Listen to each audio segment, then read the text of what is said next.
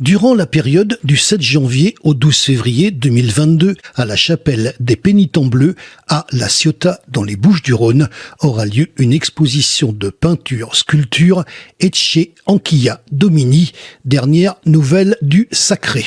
Nous avons demandé à Virginie Beaumont des renseignements complémentaires sur cette manifestation. Cette exposition consiste à interroger notre rapport au sacré.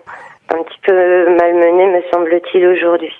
J'ai l'impression qu'on le foule du pied, qu'on marche sur nos ruines, qu'on ignore le joyau de l'instant, qu'on oublie nos rêves d'absolu sitôt réveillés. Le lieu m'intéresse particulièrement.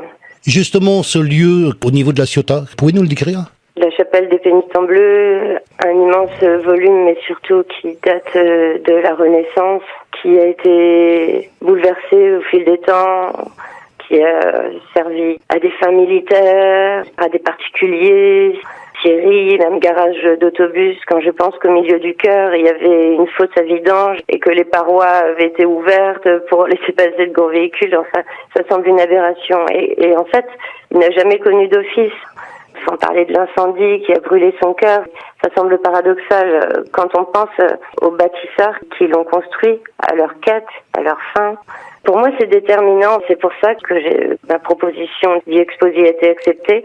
J'ai travaillé sur les cathédrales, chercher un petit peu plus loin la lumière et reprendre les préceptes architecturaux du lieu qui l'abritait. Alors, votre exposition, et qu'est-ce que vous présentez exactement ? Je présente des peintures et des sculptures, des polyptyques, de grands polyptyques notamment, qui sont inspirés du retable. Là encore, je suis très inspirée par l'après-Renaissance.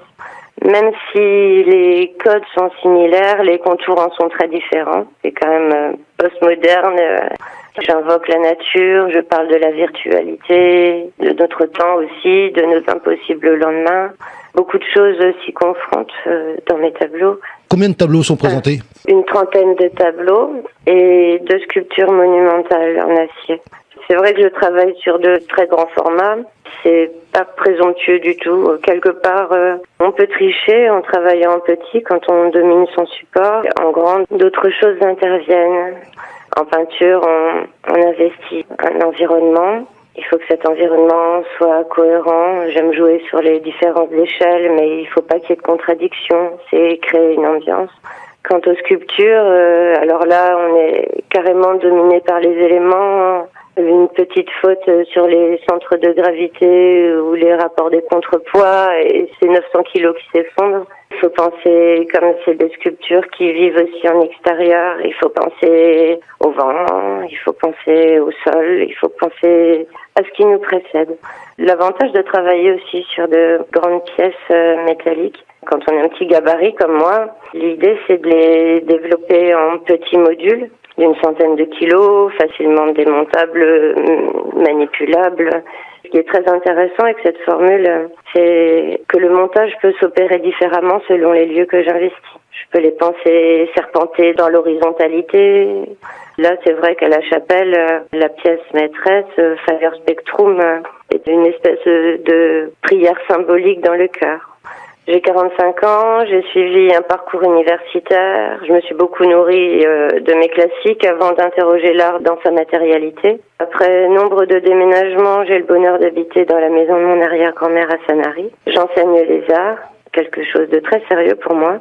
Quant à ma pratique, outre la peinture et la sculpture, j'ai pu participer au projet de restauration de l'église Sainte-Marie à la Seine. Travail très inspirant qui m'a conduit à suivre une formation de vitrailliste. J'aimerais associer le verre à l'acier dans mes prochaines sculptures. Et puis j'ai l'immense chance de collaborer avec un architecte génial, Pierre Olivier. Nous faisons une œuvre complexe, mécanique et réellement gigantesque qui devrait être inaugurée à l'église arménienne de Marseille. La mobilité, pour moi, c'est quelque chose de nouveau. Il faudra autant de moteurs que de mouvements. Dans le déplacement d'un module, on trouve le mouvement de l'autre. L'enchaînement doit être fluide pour constituer une forme de respiration. C'est un projet ambitieux et absolument fascinant.